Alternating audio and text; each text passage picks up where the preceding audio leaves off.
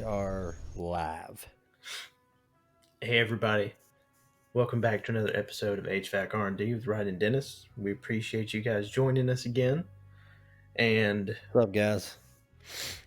we have a very interesting topic today. Even though we're on the distributor side now, we both have a lot of interesting stories about what we would say are the critters you find when you're doing this job. You never know what you're going to run into on a daily basis. No, you never know what you're gonna find. I'm sitting here trying to think of all the stuff I've come across. I should have wrote all this down, but we're just gonna try to wing it. I think that's probably one of the best things about my experience in the beginning of heating and air is in a really small town in the middle of nowhere, so it was ripe for interesting discoveries every time you go on a service call. Yeah, I feel like I just remember going to school for this and not really knowing anything about what I was going to be getting into as far as crawl space. You know, I knew attics were hot. I was in the construction industry, so I kind of got that. Didn't really know I was going to be coming across some of the stuff I did in a crawl space. I used to love that, open that door. And I remember when I was a kid, my dad used to drag me under the house to fix a plumbing leak or something. And you'd go under there, and the first thing I'd do was turn around and look at that wall and just see all those. What the hell are those? Are they jumping Are they crickets? Are they camel crickets? What's the actual term for those? Some people There'd call be them camel thousands on the crickets or wall. cave crickets. I know we used to always call them cave crickets. And if you disturbed them, it was on. Oh, and they were everywhere. There, No, I don't think I remember getting in the van and they're jumping on my paperwork. I'm like, Jesus. You're like, oh, you followed me out here. I don't think anything prepares you for the first time you turn your head and you just take a face full of spider webs. Yeah, no, the spider webs are everywhere. I remember I took my son one summer with me on. He'd go with me on service calls and just carry my bag or whatever. And I'd go crawling in. I'd say, "All right, come on, buddy, bring my bag." I'd have him in a little white suit, zipped up, and I'd get about halfway in there and turn around. He'd still be at the door. He's like, "Nah, I'm good. I am not coming in there." Smart kid. Thanks for the support, bud. No, I was the same. My dad was a heating contractor, so I swore growing up I'd get away from this business, but no matter how many times I tried, it always pulls me back. But as soon as I was 5, I was in a work truck. I was daddy's little helper. Oh yeah. And I mean it. Well, I can't get in there. Will you go in there and hold my flashlight? Yeah, I remember growing up on job sites. It's interesting. My wife calls me a workaholic. Gee, I wonder where I got it from. Thanks, Dad. Yep, that's right. That new generation is struggling with that though. Oh, so I went to yeah, that's a whole nother episode. So I went to a job site visit for a company a couple weeks ago, and package unit. This was in the Fayetteville area. Real sandy. Everything's flat. You walk up on the house, just a big brick ranch, package unit on the side.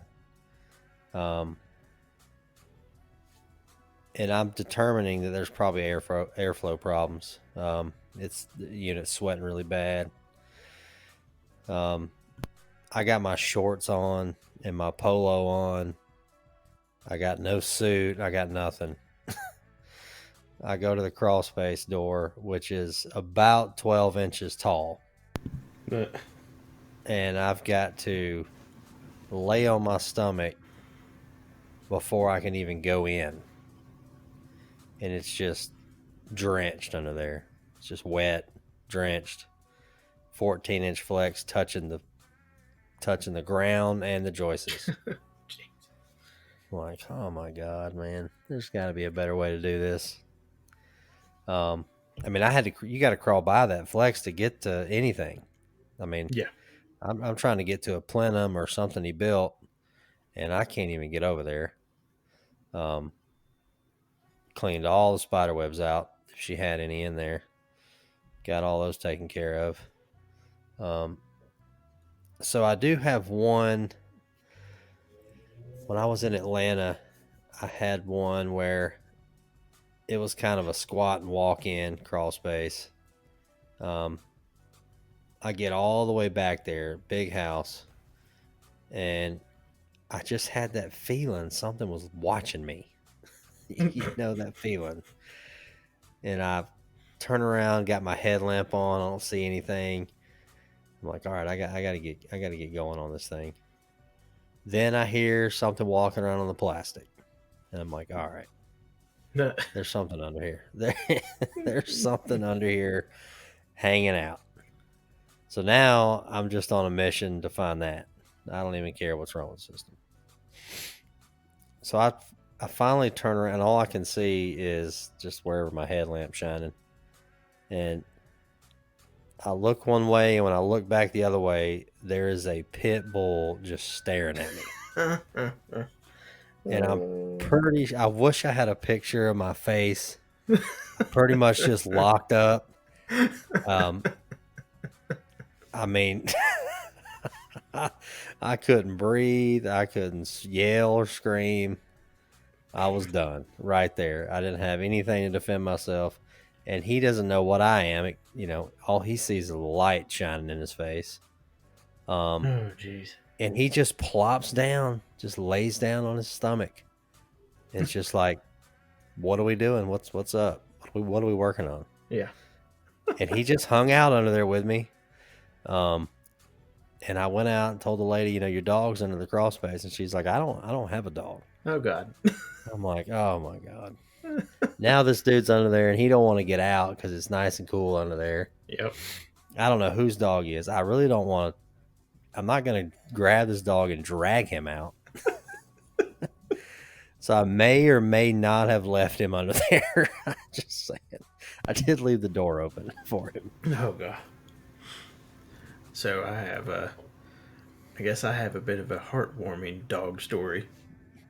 I'm trying to remember. I think I was 9, 10, 11, somewhere right in there. My dad could tell you exactly. He's told this story 100 times over, and he probably will 100 times again.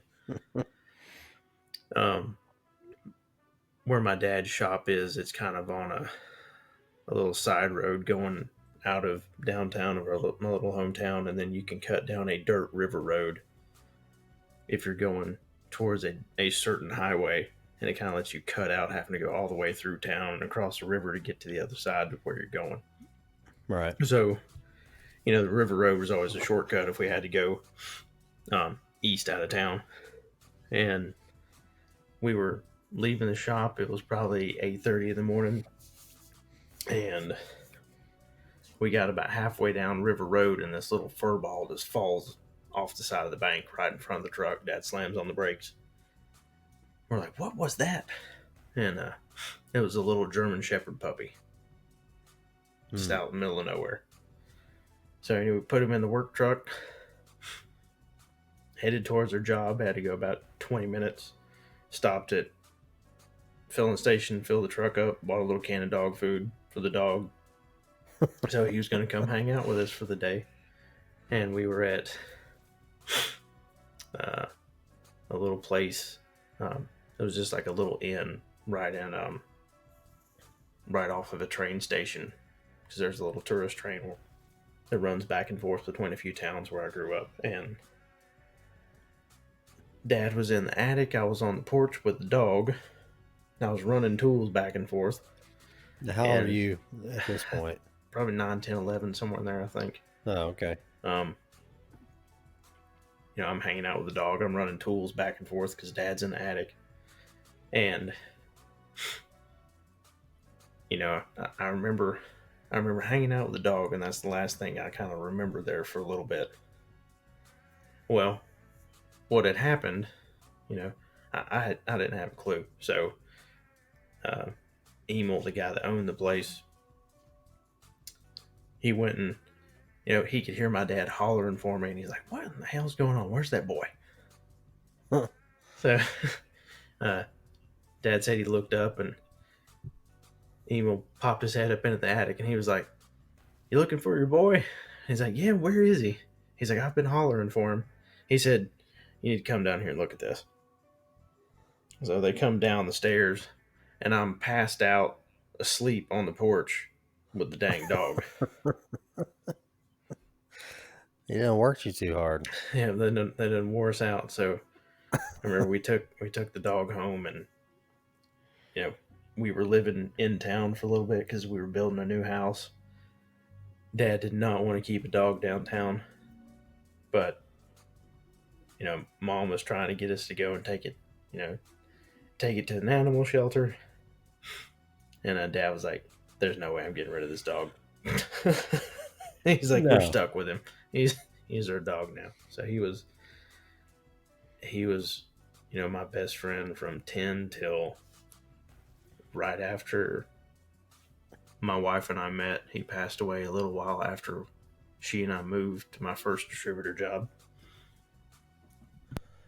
We actually see we actually see quite a few guys, or I do, come in the branch and they'll have their dog just ride around with them during the day. Yep. That's pretty cool. I see that a lot. Well, it's just kind of nice. I mean, there's some companies that even name their company after their dog. We've got one of those. Yep, that's true. Clever marketing ploy. I'll give them that. So I had a call. This was kind of, yeah. I mean, I can go on and on. I mean, this could be 4 hours long. I'm trying to think of some good ones. So I had a call where I went to a house. I drove by it 3 times because I didn't think anybody lived there. That's how Oh, how jeez. bad this house was. Right. I mean, we went from um I'll throw his name out there because I don't think he'll ever listen to this. I actually serviced Steve Harvey's house, and then I might go from there to a single wide trailer in the same day. Like, we didn't care. Yeah. So, drive by this house. The trees are grown up, the bushes covering up. The gutters are falling off. And I kept driving. I'm like, this can't be where I'm going. I hope it's not where I'm going. So, of course, it was. I pull in, go in there. Said it's it's an air handler. The blower's not running, froze up, whatever. I go up in the attic, and there's a piece of duct hanging right over the top of the air handler. First of all, there's like 10,000 acorns on top of the air handler where Oh boy. squirrels just been hanging out. So this duck is hanging really low. Everybody knows that look where it's either full of water or it's got an animal in it. Just one of the two. So I'm trying to work on this air handler. It's got a heat kit in there that's all shorted out. It's just awful. It's rusty. There's daylight coming through all kind of places while I'm in the attic, like coming through the roof. I mean, the house needs to be bulldozed, but it is what it is. Got kids in there, you always feel bad. You're like, yeah, get this air going, and I kept pushing on this duct, and this was the return. So this went straight to like a big 20 by 20 grill. I think it was a filter grill, and it went to the plenum there, but it had this big sag in it. So I kind of put my hand on the bottom of that flex because I can't stop looking at it. I'm like, I got to feel this thing. Is it heavy? Is there water in this thing? So I go to put my hand under it to push up on it, and there's something moving in it. It's heavy. Okay. I'm like, you got to be kidding me, right? Like, what am I supposed to do here? Like, First of all, uh, I'm not the pest control guy. Like Yeah. I mean, I'm not really checking static pressure on this thing either. Like I don't really care. I just want to get it running again and get the hell out of there. So I go down, talk to her about some stuff. I come back up there and I'm like, I gotta know. So, my name's not Dennis for nothing, right? Yeah. Like I am Dennis the Menace in real life. So, like I gotta know what's in this thing now. I can attest to that. Oh man, I've got to know what is in this duck. So I put my hand, I push on it, and I'm thinking, where's it gonna go? It's either gonna run in there and get chopped up by the blower wheel, or it's gonna go over to the return. I mean, first of all, how the hell did it even get in there? So I put my hand on it, I push up pretty hard, and it's a massive snake. Oh God. I don't know if it's her pet snake. You could just, I could tell it was a snake the way it was moving. It was heavy, and I'm like, oh my God, this thing's like 10 foot long up in here. So I pretty much just said, I'm just going to leave it in there. So before I left, I just kind of hit it really hard and ran down the attic stairs. And when I get down there, I go over to the thermostat because I'm done with the job, and I look up, and there's no grill on this return. Oh It's gosh. just open. It just crawled right on in. And I'm like, all right, well, let me go ahead and get you wrapped up here, and I am gonna be out of here. Oh God. Yeah, I don't really know if it ever came out. I didn't ask her if she owned a snake or if she was missing a snake. How do you ask a homeowner that question? I don't know. Man, I are you was out. missing a snake? Oh man, About 8 feet long, about this big around. I was gonna ask you, have you ever been into a? I'm sure some of our listeners have. You ever been into a hoarder Yes. house? We had a Man, family that's member tough. that was. It was Like bad. legit, like Oh yeah. 1 foot path through the house. Yes. It was one of my great aunts on my mother's side.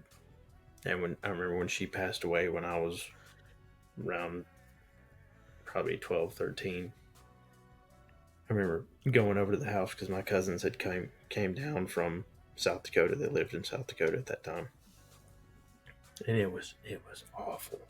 It was so bad. Yeah, I mean, you go in there and they're like, yeah, it's just not keeping up. System's just not keeping up. Oh gosh. But I mean, No shit. and it's like I just remember going in the house. I was like, how on earth could you live like this?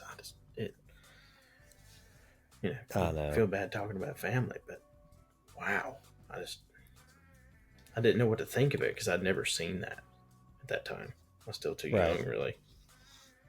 Well, yeah, the show's out I was like, now. it wasn't a show on, was it TLC or whichever one it is now? Yeah. My kids love watching that. Sorry, hoarders, if I said you were on the wrong channel. I apologize. And to the channel. So I went to a call that was it was a hoarder situation. I didn't know that. They always seem to have cats too. Yes. I'm not sure what's up with that. Like it's not enough room for one human to live in there, and you got 7 cats. They have cats or small dogs. Or small dog. Yeah, you can't have big dogs. So this guy, was a teacher, and his wife got some kind of sickness. So he had to quit his job, start taking care of her, and the house got behind. Just one thing led to another, and it was bad. So I can't get in the front door. He has to tell me to come around to the back, and he said, "Yeah, it was cool and great." And then it just stopped. I'm like, "All right, check it out." As soon as he opens the back door for me to go in, the ammonia like knocks me out from the cats. There's like 7 cats in there. And the floor is moving from stuff crawling on the floor, like straight German cockroaches. Oh God, Joe's apartment. I don't even want to set my tool bag down. Yeah, I mean, I'm like, my anxiety's getting up. I'm like, oh my God, I cannot work in here. But you got to. Like, what are you supposed to say? Like, this super nice guy, hey man, sorry about the mess. I'm like, well, I I can't really get in here. Like, and at this point, I really don't think you're that serious. no. So I go down the hall, and like I said, I can't even take a breath. I don't know how he's living in there. The ammonia from the cats is so bad, I can't take a breath. And I know there's guys listening to the show is going to be like, I would have just left, man. But I don't know. I'm just like, I mean, I'm there now. I don't know. Yeah, I'm going to try to help the dude out. I don't know what it's, the smell's not leaving my nose for the rest of the day anyway. Right. So I go down the hall and I pop the thermostat off because it's blank, and roaches just scatter. Oh God. They're on the walls. They're going everywhere. And I'm like, oh my God. Like I said, super nice guy. So then I got to, there's no power. So then I got to go under the crawl, figure out what's going on there. I got fleas on me. It was bad. I mean, I'm pretty sure I didn't even charge him. I just I mean, here's a new stat. Here's new this. Here, I got to go. I'm out. Have a good one. Yeah, I mean, I couldn't work the rest of the day. Like, I felt like I had to go. I felt like Ace Ventura in the shower. Like, I got to go. I got to go take a shower. Trying to think snake ones. When I talked a bit ago about having moved to a different state for another distributor, and when I was first there, I was a management trainee, so I started from broom in the hand through all the jobs to try to see if I could work my way up.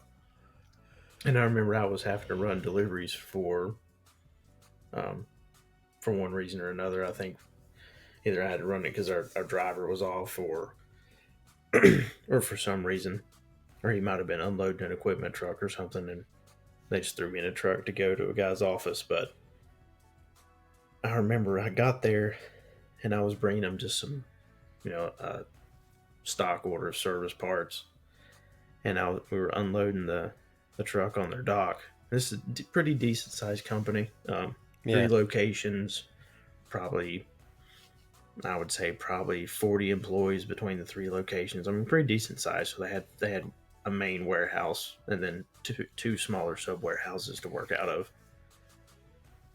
And they had this old train package unit that was just sitting on the dock, and they were, I was walking around with one of them. And I said, "What are you guys doing?" Like, "Well, we were thinking about just fixing it." They said, "No, there wasn't anything really wrong with it, but some wiring stuff. We were thinking about just rewiring it and selling it for someone that just was in a spot and needed something to get them through for a little bit." Yeah. So I'm standing there, and they take the screws off the main electrical panel, and they open it. Oh. And there's 3 snakes just balled up right there, waiting for you to open it, sitting in the electrical. I said, "No wonder you need to rewire it." And, and I remember they were trying to get. Were they alive? Oh, they were all alive. Oh, jeez. All alive. Luckily, they were black snakes. At first, we were really worried. We thought we'd opened up a little nest of copperheads. No, they were all black snakes. But then I have seen a copperhead down in the old style reams, the little box. Yep. The top, the old casket. They'll just curl. I don't know how the hell they get in there. I mean, I've seen some in there pretty good size coiled up in there. But that's a nice surprise. I remember me and a helper, we were way out in the middle of nowhere. We were at a vet's house. When I talk about a house in the middle of nowhere, you had to drive across 3 creeks to get to the house. And I mean, through the creek, no bridge, just you drive through, the 4 or 5 inch deep creek. if it rains hard, you don't get there and you don't leave. But we were changing. I think part of the house was radiant, so we were changing a water heater, and we unhooked everything from the water heater to change it, and when we rolled it to the side to take it out from where it was because it was under the house on a slab, Yep. it was just a little den of copperheads, and Oh we boy. flipped that thing right back and took off. Yep. Cover it up. Gotta go. Ooh. I was like, we were way too out in the middle of nowhere to get bit by one of those. Yeah, I mean, hopefully nobody working for PETA is listening to the show, but Well, we haven't done anything to the animals. We just discussed that they no. were there, and I That's saved right. the puppy. That's right. So I love going into an attic and the bat is just hanging on to the transformer, like with his little fingers, and that was it. Just that was his last little. You're like, well, yeah, bats are a big problem, man. I used to find tons of bats. I don't ever remember running into a bat. Yeah, I mean, the gable ends, you got the mesh up in there. They love hanging on that. If you got just a louvered vent. So my buddy was a critter catcher. Well, that was his company. He would get rid of all that stuff, and he told me to just keep a spray bottle of water, and you just spray them, and that's it. They don't come back for a while, anyway. So I've had some guys been coming into my office here lately and bringing me some control boards from heat pumps with slugs on them, like Interesting. tiny slug. Well, probably 3/4 to an inch long, and they're frying these boards. No, because they're just long enough to cross over stuff. Yeah, I mean they're on these little diodes, and they're just fried, and the diode's fried, and yeah, I mean, I had one the other day. It was brand new system, probably 2 or 3 weeks old, and the fan motor wouldn't run, and of course he changed the fan motor, and that was it. And the other one started acting up, and he finally, looked a little deeper and took the defrost board off, and there's just like 10 slugs on the back. I got it on my desk. That's crazy. It's like a little trophy. I'm trying to think of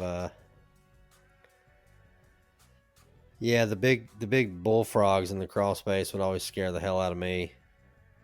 You turn, they jump, and you don't know what it is. I don't know what kind of frogs they are, little tree frogs under there, but I've ran into, let's see, not possums were always possums, fun. Raccoon in the blower wheel of a package unit. That was bad. Oh, Ooh. yeah, that didn't end. And I mean, it was just permeated the house. It smelled so bad. No one could figure out where it was from. You think you'd see a lot of rats in this business, but I don't know. I don't think I didn't really come across that many. I think they just kind of run off before you get under there. Yeah, they're so sensitive to the vibration. As soon as they even think you're coming, they're like, out. Yeah, I mean, I may have saw a couple looking at me from a distance. Yeah. Seen a lot of snake skins in attics laid up over joists. Yep. That's always kind of like, you're looking over your shoulder the whole time.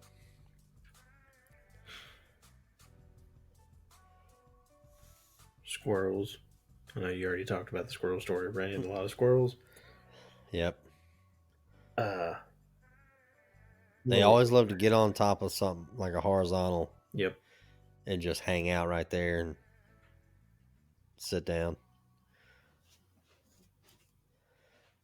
Trying to think of other crazy ones. I've got so many different snake ones, but I feel like you run through all of those in a day. Trying to think if we've run into anything exotic. Crazy pets. I mean, I've gotten bit by a few dogs in people's house. That wasn't any fun. I never got bit by a dog. I've come close. Not real bad, but Yeah. you know.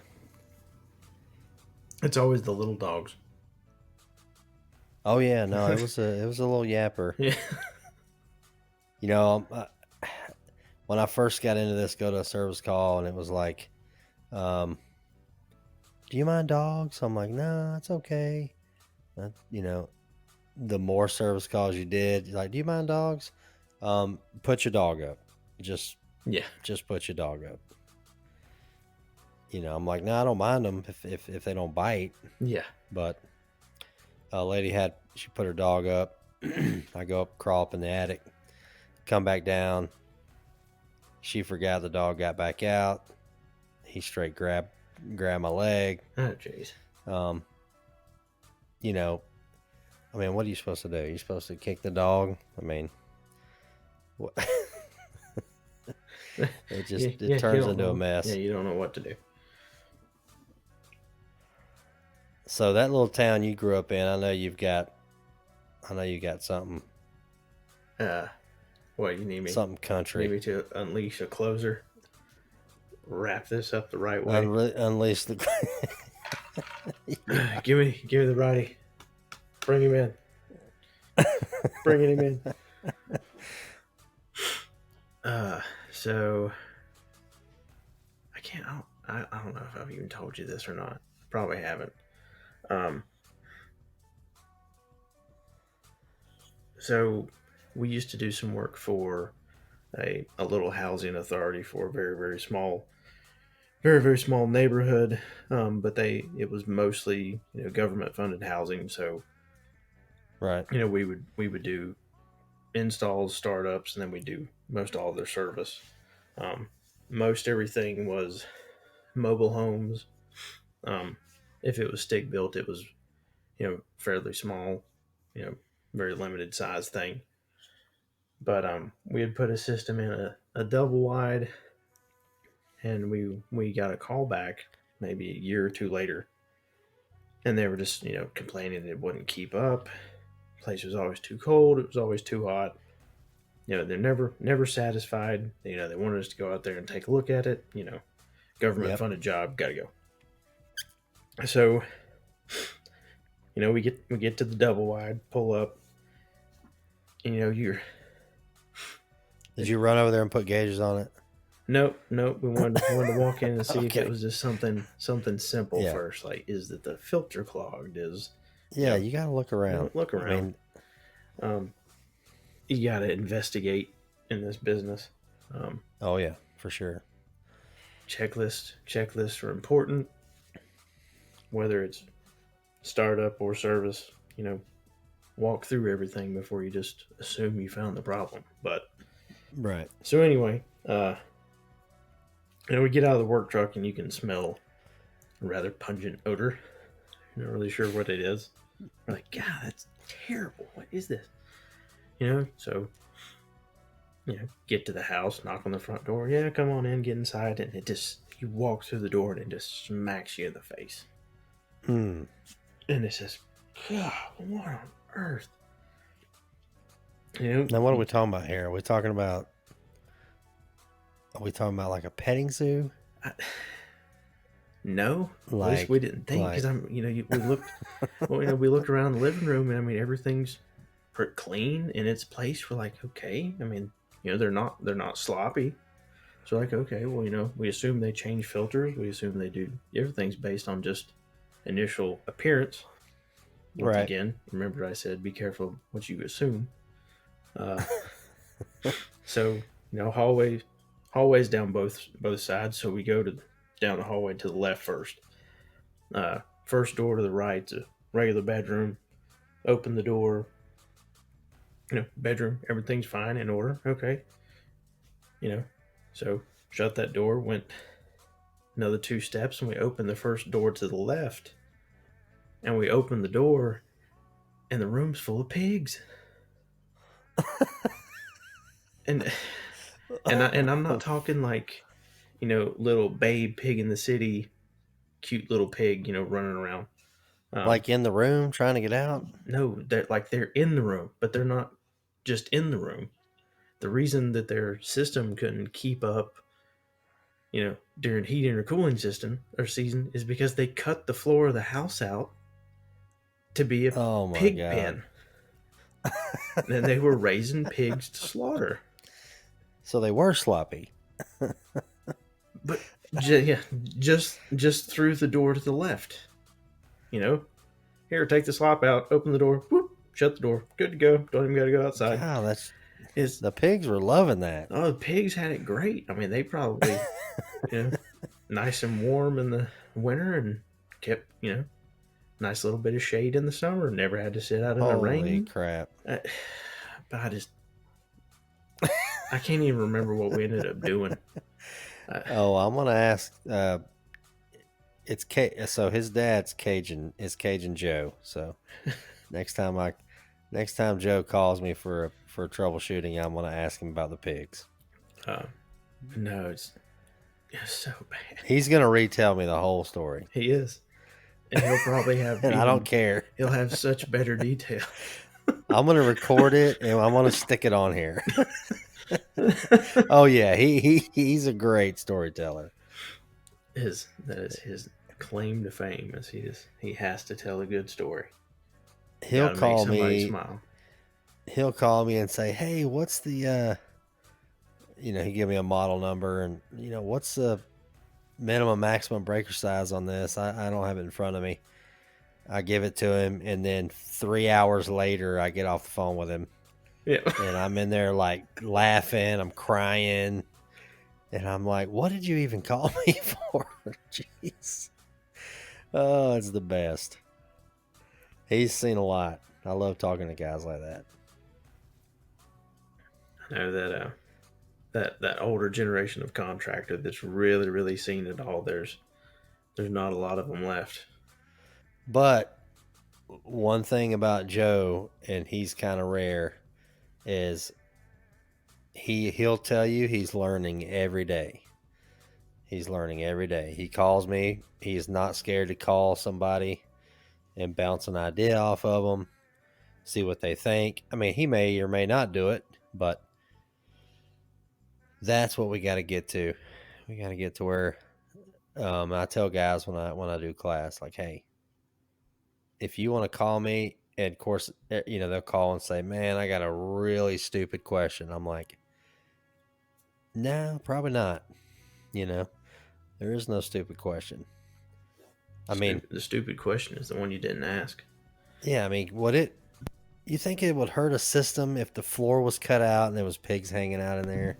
I mean, I'm just bouncing that off of you. I mean, you never know. I'm like, well, I mean, how big is the space under the door? I mean, maybe it's not that big of a problem. Holy cow, I can't believe that. No, that was a good one. He's had a few. He got bit by I'm trying to remember. He got bit by a copperhead like 2 years ago. Just kept working for 2 days. Then wondered why his arm started hurting. Goes to the emergency room. And he's there for 4 hours and he wonders why I can't go back to work.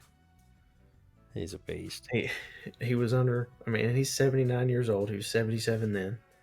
And he was under a crawl space pulling a duck run on this house. And he said he was dragging it by the boot, and he pulled it, and he kind of slipped a little bit, and he hit, he thought he hit like one of the metal tines on a truss. He thought that's what it hit, and it just punctured his arm. He's like, "Oh, okay, whatever." Just kept on going. 2